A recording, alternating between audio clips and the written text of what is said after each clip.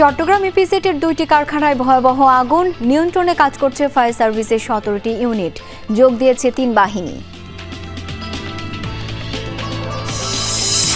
শান্তিপূর্ণভাবে শেষ হয়েছে রাকসু নির্বাচনের ভোট গ্রহণ, চলছে গণনা প্রক্রিয়া, অমোচনীয় কালি নিয়ে অভিযোগ। আমাদের হাতে যে কালিটা দেয়া হয়েছে সেটা আমরা একঘষা দিতে উঠে গেছে।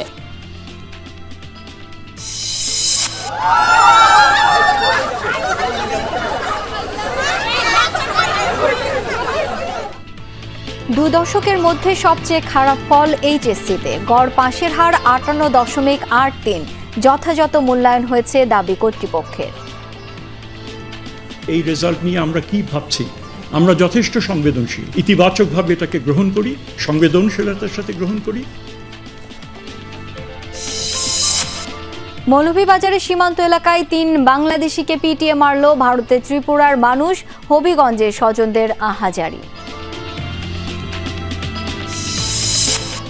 শেরপুর পোস্ট অফিস থেকে জাল নোট দেওয়ার অভিযোগ, তদন্তে কমিটি, পোস্টাল অপারেটর ও ভুক্তভোগীর পাল্টাপাল্টি বক্তব্য।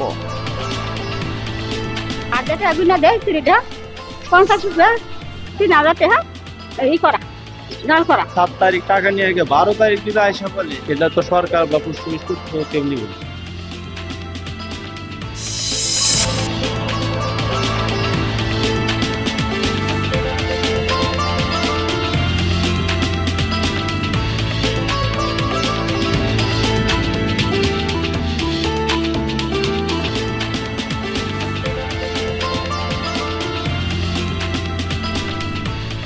আমন্ত্রণ বিরতিহীন সংবাদ সারা দেশে, আপনাদের সাথে আছি আমি শাওন দত্ত। এতক্ষণ শিরোনামগুলো দেখছিলেন। চট্টগ্রাম ইপিজেডের 2টি কারখানায় লাগা আগুন এখনও নিয়ন্ত্রণে আনা যায়নি। ফায়ার সার্ভিসের তথ্য মতে দুপুর 2:10 তারা খবর পেয়ে ঘটনাস্থলে গিয়ে আগুন নিয়ন্ত্রণে কাজ করছে ফায়ার সার্ভিসের 17টি ইউনিট। সেখানে যোগ দিয়েছে সশস্ত্র বাহিনীর সদস্যরা। তাৎক্ষণিকভাবে 25 থেকে 30 জনকে উদ্ধার করা হয়েছে। কিভাবে এই আগুনের সূত্রপাত তা এখনও নিশ্চিত হতে পারেনি ফায়ার সার্ভিস। সেখানে Adams caps and textile limited এবং জিনহং মেডিকেল নামের 2টি কারখানা রয়েছে।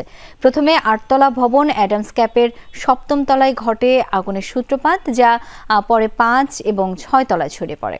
বাকি ফ্লোরগুলোতেও আচ্ছন্ন হয়ে যায় কালো ধোঁয়ায়। জানা যায় চিকিৎসা এবং অস্ত্রোপচার কাজে ব্যবহৃত তুলা এবং সার্জিক্যাল গাউন উৎপাদন কারখানা ছিল সেগুলো।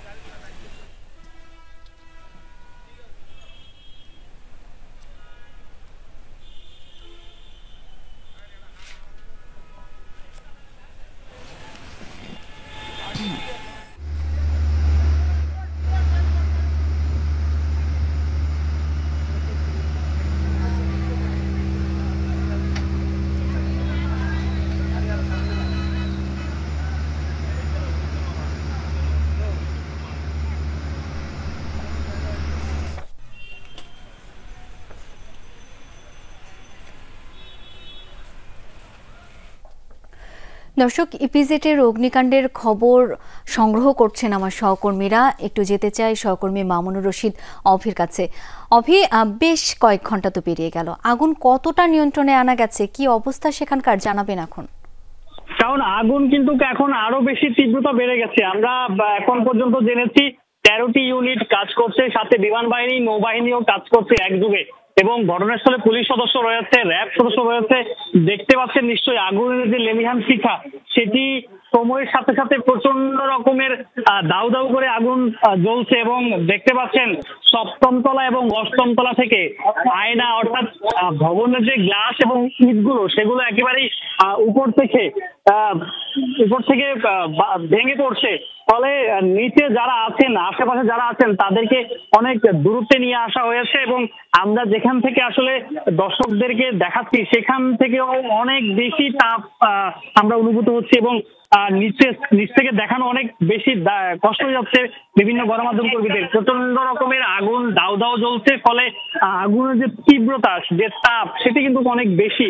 এবং আমরা কিছুক্ষণ আগে বিভিন্ন যে সমস্ত প্রত্যক্ষদর্শী বা শুরুতেই যারা ছিলেন তাদের সাথে কথা বলছিলেন শুরুতেই আগুনের যে লেলিহান শিখা সেটি অনেকটা কম ছিল, কিন্তু সময়ের সাথে সাথে সেটি অনেক বেশি বেড়ে গেছে এবং প্রায় 3 ঘন্টার হয়ে গেছে আগুন লাগার পর থেকে এখন পর্যন্ত আগুনের যে নিয়ন্ত্রণ করার চেষ্টা তারা সবাই নিয়ন্ত্রণ করার চেষ্টা করছে এবং আমরা যেটা নিশ্চিত হতে পেরেছি 17টি ইউনিট এখন কাজ করছেন আগুন নিয়ন্ত্রণে।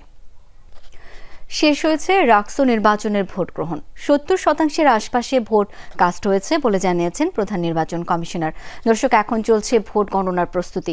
এই ভোটের খবরাখবর একটু জেনে নিতে চাই, আমাদের সহকর্মীরা যুক্ত হচ্ছেন আমার সঙ্গে। শুরুতেই শিবলি নোমানের কাছে যাব। শিবলি, সারাদিনের ভোট গ্রহণের চিত্র সম্পর্কে আপনার কাছ থেকে জানতে চাই। সব মিলিয়ে পরিবেশ কেমন ছিল? ভোটার প্রার্থীরা কি বলছেন?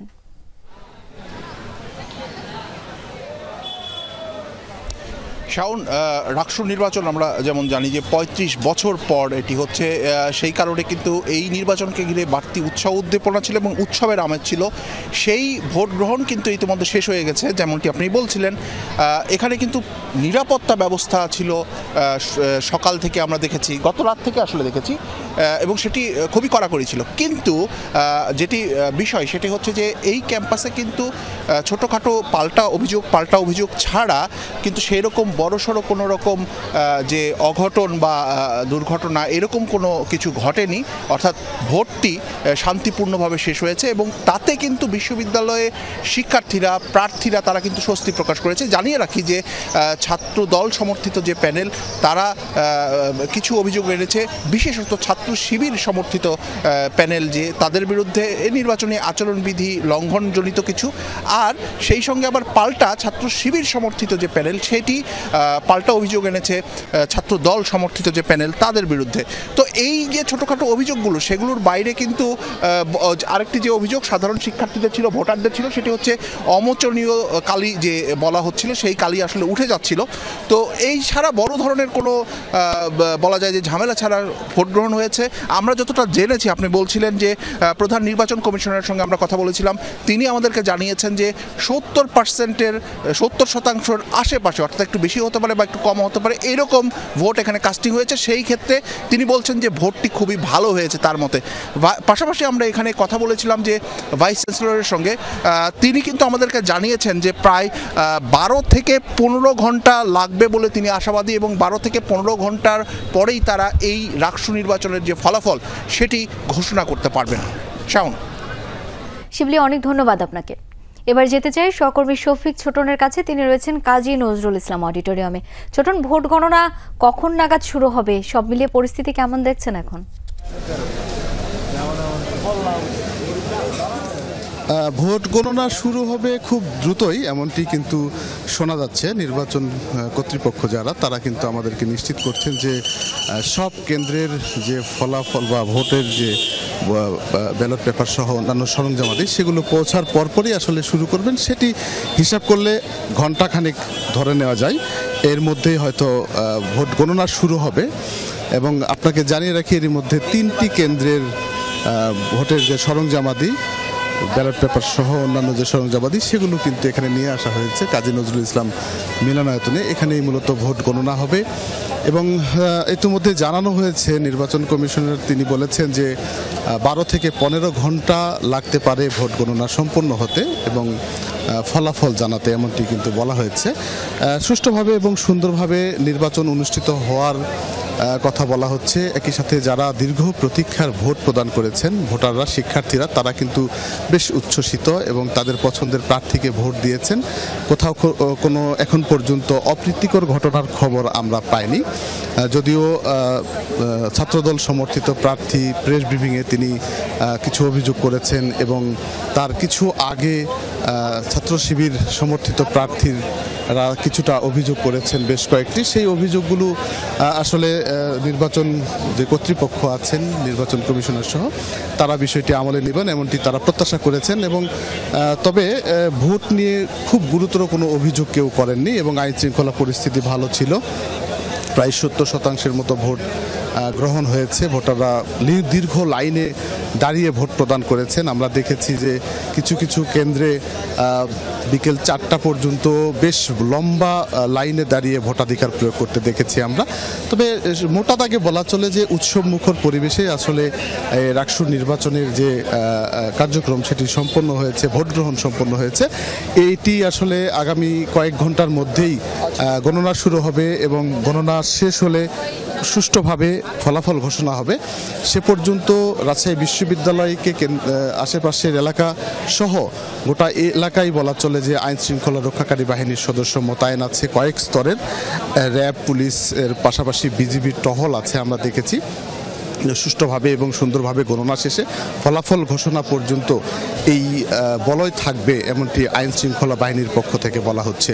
কাজী নজরুল ইসলাম মিলনায়তনের আশেপাশে সাধারণ শিক্ষার্থীরা জড়ো হচ্ছেন এবং তাদের যে প্রত্যাশিত রায় বা প্রত্যাশিত ভোট, তারা যে প্রতিনিধি নির্বাচনের যে ভোট দিয়েছেন সেই প্রতিনিধি নির্বাচনের ভোটে কে বিজয়ী হচ্ছেন, কে এগিয়ে থাকছেন সেটি কিন্তু একটি কৌতূহলের বিষয় এবং সেই কৌতূহল থেকে বিভিন্ন হল থেকে এবং যারা শিক্ষার্থীরা ভোট দিয়েছেন, সারাদিন যারা ভোটের উৎসবে মেতেছিলেন, তারা এই মুহূর্তে জড়ো হচ্ছে কাজী নজরুল ইসলাম মিলনায়তনের আশেপাশে। আমরা দেখছি যে কেন্দ্র থেকে ব্যালট বাক্স সহ অন্যান্য সরঞ্জামাদি নামানো হচ্ছে। ইতিমধ্যে 3টি কেন্দ্রের সরঞ্জামাদি নিয়ে আসা হয়েছে। পিছনে অপেক্ষা করছে আরও কয়েকটি কেন্দ্রের মালামাল। নির্বাচনী দায়িত্বপ্রাপ্ত যারা কর্মকর্তা ছিলেন তারা কড়া নিরাপত্তা ব্যবস্থার মধ্য দিয়েই এই মালামালগুলো নিয়ে এসেছেন এবং এখানে একে একে আসলে মিলনায়তনের মধ্যে নিয়ে যাওয়া হচ্ছে। ঘণ্টাখানেকের মধ্যেই গণনা শুরু হবে এমনটি বলা হচ্ছে, যেহেতু প্রথমেই মেশিনের মাধ্যমে গণনা শুরু হবে। সুতরাং ধরেই নেওয়া যায় যে ঘণ্টাখানেকের মধ্যে শুরু করা গেলে নির্বাচন কমিশন যেভাবে বলেছেন 12 থেকে 15 ঘন্টা সময় লাগবে ভোট গণনার, হয়তো এর মধ্যেই শেষ হবে এমনটি আশাবাদ ব্যক্ত করছেন। অনেক ধন্যবাদ ছোটন আপনাকে। আজ এইচএসসি ও সমমানের ফল প্রকাশিত হয়েছে। ফলাফল পেয়ে পরিবার শিক্ষকদের সাথে আনন্দে মেতে ওঠে পরীক্ষার্থীরা। তবে গত বছরের চেয়ে কমেছে পাশের হার। সবচেয়ে নিচের দিকে কুমিল্লা শিক্ষা বোর্ড। সংশ্লিষ্টরা বলছেন পরীক্ষা সুষ্ঠু হওয়ার প্রকৃত চিত্রই উঠে এসেছে। এখান থেকেই সংকট চিহ্নিত করে খুঁজতে হবে সমাধানের পথ। এই উচ্ছ্বাস জীবনের গুরুত্বপূর্ণ পরীক্ষা উতরে যাওয়ার, সহপাঠীদের সাথে এইচএসসিতে জিপিএ 5 অর্জনের আনন্দ উদযাপন। উচ্চ মাধ্যমিক ও সমমানের ফলাফলে বরাবরের মতোই ভালো করেছে স্বনামধন্য শিক্ষা প্রতিষ্ঠানগুলো। ফলাফল পেয়েই শিক্ষক, অভিভাবক আর বন্ধুদের সাথে আনন্দে মেতে ওঠে পরীক্ষার্থীরা। এবছর এসএসসিতে ফলাফলের তলানিতে থাকা বরিশাল বোর্ড ঘুরে দাঁড়িয়েছে উচ্চ মাধ্যমিকে। এইচএসসিতে পাশের দিক থেকে ঢাকা বোর্ডের পরই অবস্থান বরিশাল শিক্ষা বোর্ডের। জিপিএ 5 পেয়েছি এবং ফিউচার প্ল্যানিং হচ্ছে অবশ্যই এরপর একটা ভালো ইউনিভার্সিটিতে চান্স পেতে চাই। সবার মনের মধ্যে একটা অনেক বড় একটা ভয় ছিল যে আমরা কি করব না করব। তো আলহামদুলিল্লাহ এই মুহূর্তের মধ্যে যে একটা ভালো রেজাল্ট করেছি এটা আমাদের জন্য অনেক। পাশের দিক থেকে বরিশালের পর ভালো করেছে রাজশাহী ও দিনাজপুর। তবে এবারও দিনাজপুর বোর্ডে উপরের দিকে রয়েছে রংপুরের শিক্ষা প্রতিষ্ঠানগুলো। কোনো পরীক্ষার্থী পাশ করেনি দিনাজপুরে এমন কলেজের সংখ্যা 43টি। রেজাল্ট ভালো হয়েছে। আমাদের তো পরীক্ষাটা শুরু হয়েছিল নানা সমস্যার মধ্যে দিয়ে, আমাদের আন্দোলন চলছিল, সবগুলোতে প্লেয়ার আসছে, মার্কও আলহামদুলিল্লাহ ভালো হচ্ছে। আমার অনেক বেশি খুশি লাগছে আমি যখন দেখলাম যে বাংলাদেশে পাশের হার অনেক কম বা গত বছরের থেকেও জিপিএ 5 এর হার অনেক কম। তো একটু মনের মধ্যে ভয় কাজ করছিল যে কিরকম হবে। এদিকে ময়মনসিংহের 15টি কলেজের একজন শিক্ষার্থীও কৃতকার্য হয়নি। আশানুরূপ ফল হয়নি যশোর শিক্ষা বোর্ডেও। কুমিল্লায় পাশের হার 50-এর নিচে। সংশ্লিষ্টরা বলছেন সুষ্ঠু পরীক্ষা নিশ্চিতে ব্যাপকভাবে কেন্দ্র পরিবর্তনে হোঁচট খায় শিক্ষার্থীরা। পাশাপাশি নানা কারণে শিক্ষার্থীদের অনেকেই লেখাপড়া বিমুখ। তাই উত্তরপত্রের যথাযথ মূল্যায়নেই কমেছে পাশের হার। কোনো পরীক্ষার্থী তার নিজ কলেজে বা নিজ কলেজের শিক্ষকদের অধীনে পরীক্ষা দেওয়ার কোনো সুযোগ তারা এই বছর পায়নি। এই বছরই প্রথম আমরা একটা পরীক্ষা সম্পন্ন করতে পেরেছি আপনাদের সকলের সহযোগিতায়। আমার বিশ্বাস যে সুষ্ঠু এবং নকলমুক্ত পরীক্ষা সম্পন্ন হয়েছে, আপনারা এই বিষয়ে একমত হবে, যার কারণে আমাদের পরীক্ষায় ফলাফলে একটা প্রকৃত চিত্র উঠে এসে বলে আমরা মনে করি। তবে তাক লাগিয়েছেন মাদ্রাসা শিক্ষার্থীরা। পাশের হার 75.61। বেশিরভাগ বোর্ড থেকে ভালো করেছে কারিগরি পরীক্ষার্থীরাও। সারা দেশে গড় পাশের হার 58.83%। বলা হচ্ছে 2 দশকে সবচেয়ে বাজে ফলাফল এটি। তবে অকৃতকার্য হওয়া বা আশানুরূপ ফল না পাওয়া মানেই শেষ কথা নয়। 17 থেকে 23 অক্টোবর পর্যন্ত রয়েছে ফলাফল চ্যালেঞ্জ করার সুযোগ। হুমায়ুন রশিদ, যমুনা নিউজ। এবছর এইচএসসি ও সমমানের পরীক্ষার ফলাফল সবাইকে বিস্মিত করেছে। এতদিন ফলাফল ভালো দেখাতে গিয়ে শিক্ষার প্রকৃত সংকট আড়াল করা হয়েছে জানান শিক্ষা উপদেষ্টা অধ্যাপক ডক্টর চৌধুরী রফিকুল আবরার। বলেন, এই ফলাফলের জন্য শিক্ষা মন্ত্রণালয় কোনোভাবেই দায় এড়াতে পারে না। সকালে সচিবালয়ে এইচএসসি পরীক্ষার ফলাফল বিষয়ে সংবাদ সম্মেলনে তিনি এই মন্তব্য করেন। এই রেজাল্ট নিয়ে আমরা কি ভাবছি? আমরা যথেষ্ট সংবেদনশীল। এটা আমি বলেছি অস্বস্তিতে, অফকোর্স আমরা অস্বস্তিতে আছি, কিন্তু আবার এটাও ঠিক এই অস্বস্তিকে না থেকে আমি যদি মার্ক বাড়িয়ে দিতাম, সবাই যদি স্বস্তিতে থাকতো, এটা কারোর জন্য কোনো মঙ্গলদায়ক হতো না। আমরা সকলেই এখন এটাকে একটু ইতিবাচকভাবে এটাকে গ্রহণ করি, সংবেদনশীলতার সাথে গ্রহণ করি, এবং যেখান থেকে যেটা আমরা অলরেডি বলেছি উদ্যোগ একটা আমরা নিয়েছি, সেখানে আমরা আশা করি আমরা অনেক ইনসাইটস পাবো। বরিশালে এইচএসসি পরীক্ষায় অকৃতকার্য হয়ে আত্মহত্যা করেছে এক শিক্ষার্থী। পরীক্ষার ফল প্রকাশের পর নুসরাত জাহান আত্মহত্যা করেন। নিহত Nusrat Barishal model school and college থেকে এইচএসসিতে অংশগ্রহণ করেন। নুসরাত নগরীর ব্যাপটিস্ট মিশন রোডে তার বড় বোনের বাসায় থেকে পড়াশোনা করতেন। শেরেবাংলা মেডিকেলের চিকিৎসক জানান, প্রাথমিকভাবে ধারণা করা হচ্ছে নুসরাত ফাঁসি দিয়ে আত্মহনন করেন। নিহতের মরদেহ ময়নাতদন্তের জন্য মর্গে পাঠানো হয়েছে।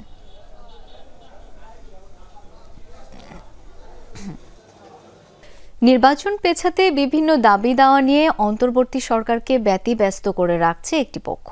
ভোটের বিষয়ে কোনো আপোষ নয়, ফেব্রুয়ারিতে নির্বাচন চায় জনগণ, এমনটাই বললেন বিএনপি মহাসচিব মির্জা ফখরুল ইসলাম আলমগীর। সকালে ঠাকুরগাঁও সদর উপজেলার দানারহাট বেগুনবাড়ি ইউনিয়নে এক মতবিনিময় সভায় অংশ নেন তিনি। এ সময় মির্জা ফখরুল বলেন, কয়েকটি দল পিআর পদ্ধতিতে আগামী নির্বাচন চাইছে, কিন্তু জনগণ এই পিআর বোঝে না। মানুষ বর্তমানে নির্বাচন চায়, ভোটাধিকার প্রয়োগ করতে চায়, তবে একটি পক্ষ নির্বাচন বানচালে ষড়যন্ত্র করছে।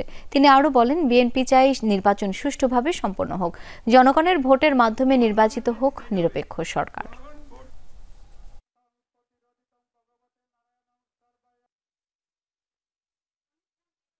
কয়েকটা দল, রাজনৈতিক দল পিআর নিয়ে খুব চিৎকার করতেছে, তাই না?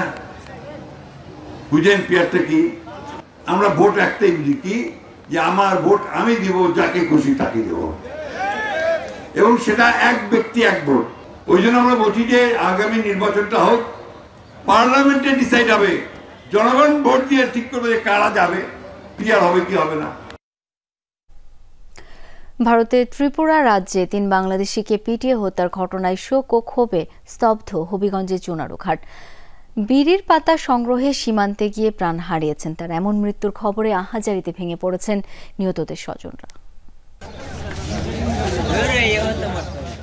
স্বামীর মৃতদেহের সন্ধান মিলতেই পরিবার নিয়ে সীমান্তের পথে ছুটছেন মারুফা আক্তার। স্বামীর এমন মৃত্যুতে আহাজারি, অসহায় মারুফার। আল্লাহ চালান, আমার তো কেউ নাই, আমার বাপ ভাই কেউ নাই, আমি আমার বাজারের মধ্যে জিগাইতে কই এমন মানুষ নাই, আমার একজনে খিতা করতো। নিহতদের স্বজনরা জানায়, মঙ্গলবার সকালে হবিগঞ্জ চুনারুঘাটের বাসুল্লা গ্রামের পণ্ডিত মিয়া তার ভগ্নিপতি সজল মিয়া ও জুয়েল মিয়াকে নিয়ে সীমান্ত এলাকায় বিড়ি তৈরির পাতা সংগ্রহে যান। এরপর থেকে তাদের খোঁজ পাওয়া যাচ্ছিল না। তবে একদিন পর সামাজিক যোগাযোগ মাধ্যমে ছড়িয়ে পড়ে ভারতের ত্রিপুরা রাজ্যের কারেঙ্গিছড়া এলাকায় স্থানীয় লোকজন সন্দেহবশত তাদের ওপর হামলা চালায়। এতে ঘটনাস্থলেই 3 জনের মৃত্যু হয়। ভারতীয় পুলিশ মৃতদেহ উদ্ধার করে সামপাহাড় থানায় নিয়ে যায়। খবরটি জানাজানি হলে ভেঙে পড়ে নিহতদের পরিবার। আমার জামাই তো গরু বাদ তুই গেছে না, গরু একটা তুই গেছে না, কোথায় আমি লাস্টে দাঁড়বো, আমার কাছে একটা টাকা নাই, আমি তো বাড়াতে দিতেছি, যদি আর আমার বাড়াটা দে তিলে পাইতে নাইলাম বাদ। নিহত 3 জন ক্ষুদ্র ব্যবসায়ী হিসেবে পরিচিত ছিলেন। স্থানীয়রা বলছেন, ভুলবশত প্রতিবেশী দেশে যদি ঢুকেও পড়ে তবে আইনের হাতে তুলে দেয়া যেত। এভাবে পিটিয়ে মেরে ফেলার ঘটনায় ক্ষুব্ধ স্থানীয়রা। একজন মানুষ অন্যায় করে ঢুকে গেছে, তার বাংলাদেশ সরকারের কাছে যে আইনে বিচার হয় তাদের সরকারের কাছে সুপর্দ করাটা দরকার ছিল। এইভাবে মারাটা ঠিক না, বুঝছেন? এখন বর্ডার আছে, দুইটা থেকে বর্ডার পাশে মানুষ যাইতে পারে, বুঝছেন? যাওয়াতে একজনে মারি দেওয়া, এটা তো মানে অন্যায়। দ্রুত সময়ের মধ্যে মরদেহগুলো ফিরিয়ে আনতে বিএসএফ এর সাথে আলোচনা চলছে।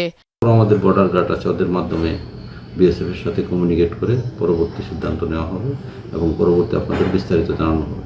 আফরোজা লামিয়া, যমুনা নিউজ। টাঙ্গাইলের নাগরপুরে বাসের চাপায় এক শিক্ষার্থী নিহত হয়েছে। এ ঘটনায় বাসে আগুন দিয়েছে বিক্ষুব্ধ জনতা। সকালে পাকুটিয়া এলাকায় এই দুর্ঘটনা ঘটে। নিহত নওরিন নাগরপুর বৃন্দাবন রাধা গোবিন্দ উচ্চ বিদ্যালয়ের 10ম শ্রেণীর ছাত্রী ছিলেন। নাগরপুর থানার ওসি জানান, বিদ্যালয়ের সামনে সড়ক দিয়ে যাওয়ার সময় নওরিনকে পেছন থেকে চাপা দেয় ঢাকাগামী এসবি লিংক নামে যাত্রীবাহী বাস। ঘটনাস্থলে প্রাণ হারায় নওরিন। এতে বিক্ষুব্ধ হয়ে বাসটিতে আগুন দেয় স্থানীয়রা। ঘাতক বাস সহ চালককে আটক করেছে পুলিশ।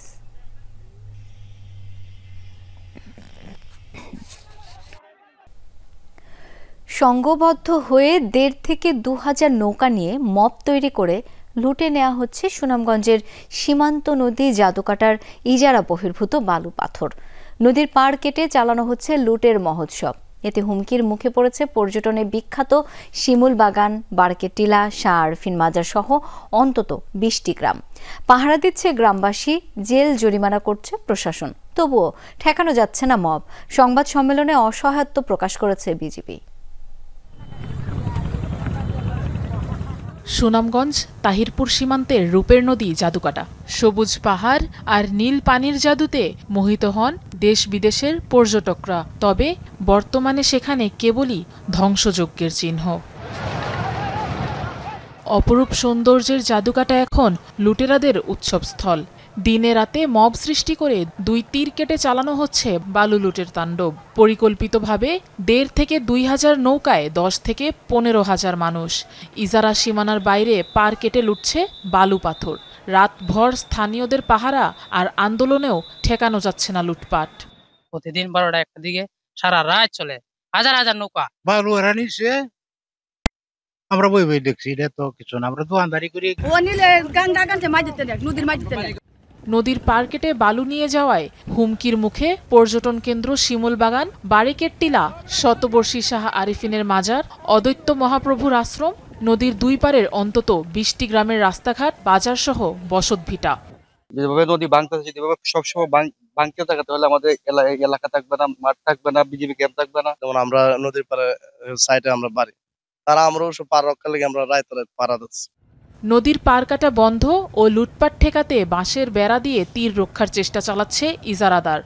আমাদের যে প্রতিপক্ষ আছে, যারা ইজারা টেন্ডার দিয়েছিল, ওনার পাইনে আমরা পাওয়ার পর থেকেই ওই চক্রটাই পিছনে লেগে পার কাটতেছে, বিভিন্নভাবে মালটা নিয়ে যাচ্ছে, কিন্তু এই দায়ভারটা আমাদের উপর পালাইবার চেষ্টা করতেছে।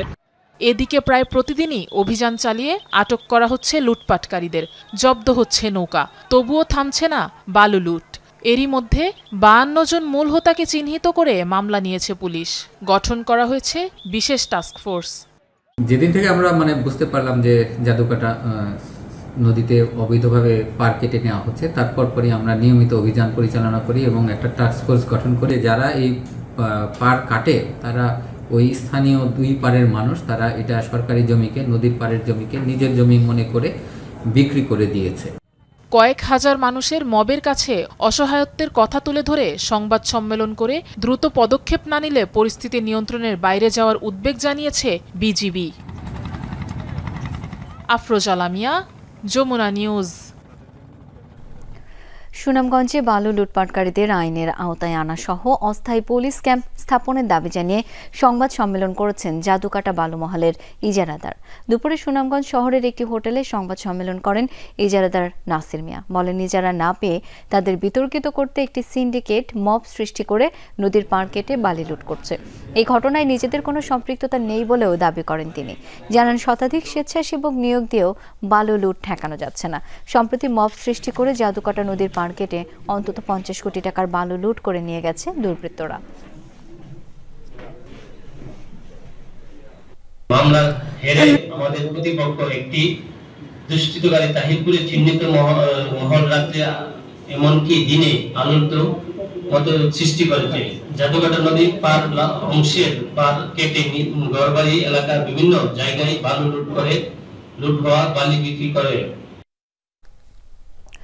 সাভারে শেষ হয়েছে আন্তঃ ক্যান্টনমেন্ট পাবলিক স্কুল ও কলেজ সংসদীয় বিতর্ক কেন্দ্রীয় প্রতিযোগিতা। সকালে 9 artillery brigade commander brigadier general Mohammad Zahid Hossain বিজয়ীদের হাতে পুরস্কার তুলে দেন। এবছর সাভার এরিয়া সদর দপ্তরের সার্বিক তত্ত্বাবধানে সেনা পাবলিক স্কুল অ্যান্ড কলেজে আয়োজন হয় এই প্রতিযোগিতার। দেশের 9টি এরিয়া থেকে 12টি স্কুল ও 12টি কলেজ প্রতিযোগিতায় অংশ নেয়। সেখান থেকে স্কুল শাখায় চ্যাম্পিয়ন হওয়ার গৌরব অর্জন করে cantonment public school and college Rangpur. College শাখায় চ্যাম্পিয়ন হয় আদমজী ক্যান্টনমেন্ট কলেজ।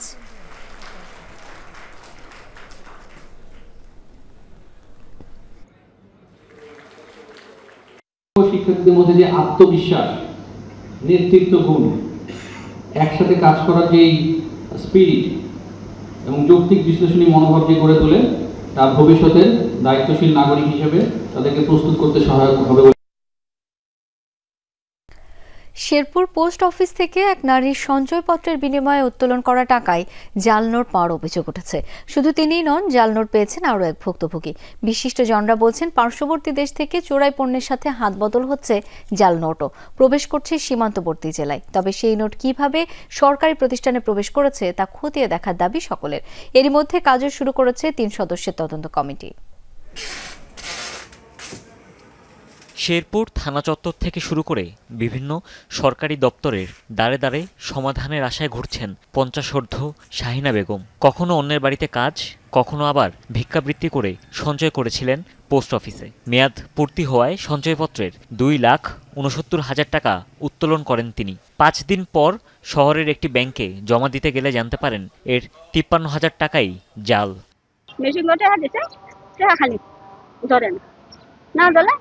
পরে হারি করলো, পর আট দিয়ে হ্যাঁ ঘুরলো, পর আট দিয়ে গুনা দেয় 3,000 টাকা এই করা জাল করা।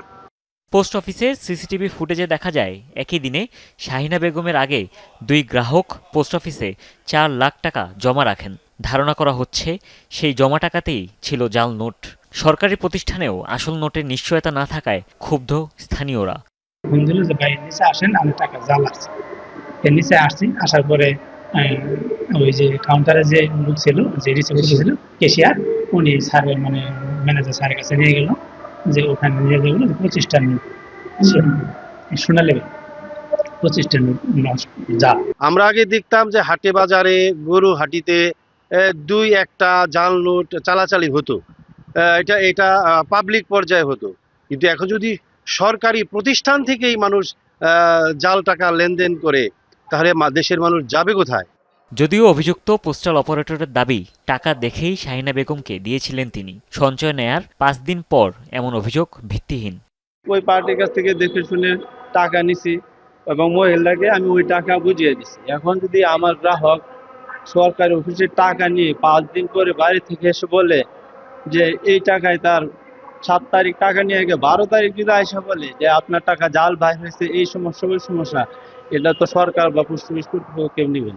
বিশিষ্টজনরা বলছেন, পার্শ্ববর্তী দেশ থেকে চোরাই পণ্যের সাথে অবাধে প্রবেশ করছে জাল টাকা। সেই টাকা সরকারি প্রতিষ্ঠানে প্রবেশের সাথে পোস্ট অফিসের অসাধু কর্মকর্তা জড়িত কিনা তা খতিয়ে দেখতে 3 সদস্যের কমিটি করা হয়েছে বলে জানালেন পোস্টমাস্টার। 3 সদস্য বিশিষ্ট কমিটি গঠন করছে এই বিষয়টা তদন্ত করার জন্য। ওই দিন 2টা বান্ডেল টাকা দিছে, একটা বান্ডেলের মধ্যে হয়তো জাল থাকতে পারে, সেটা সে মেশিন দিয়ে গুনে নিছে কিন্তু চেক করে নাই। চেক না করার জন্য হয়তো ওখানে এই টাকাটা ছিল। এ ঘটনায় অভিযুক্ত পোস্টাল অপারেটর মানিক মিয়াকে আসামি করে মামলা করেছেন শাহিনা বেগম। মামলা রেকর্ড করা হয়েছে, আইনগত ব্যবস্থা নেওয়া হয়েছে, তদন্ত করব, আইনগত ব্যবস্থা নেওয়া হবে।